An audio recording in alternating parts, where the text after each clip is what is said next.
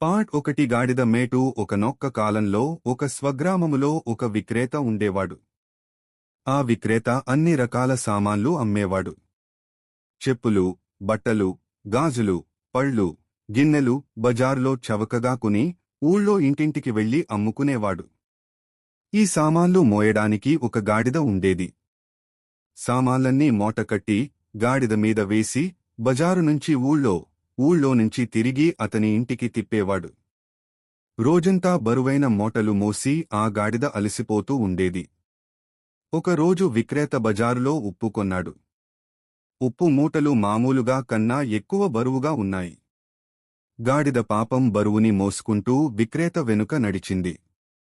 మిట మధ్యాహ్నం అయ్యింది. ఎండ బాగా ముదిరింది. గాడిద అలిసిపోయింది. కాళ్ళు లాగడం మొదలెట్టాయి. వీపు నొప్పెట్టేస్తోంది. దాహం వేస్తోంది. ఇంతలో కాలువ ఎదురయ్యింది. గాడిద గబగబా కాలవ వైపు వెళ్ళింది. అంత పెద్ద మోటతో వంగడం కష్టంగా ఉంది. వీలైనంత ముందరికి వంగి నీళ్లు తాగడానికి గాడిద ప్రయత్నం చేసింది. కాలవ గట్టు తడిగా జారిపోతూ ఉంది.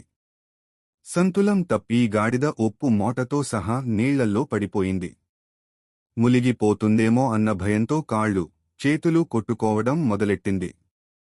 కాని అనుకోకుండా గాడిద తేలడం మొదలెట్టింది. వీపు మీద మోట తేలికైపోయింది. Wait for part 2.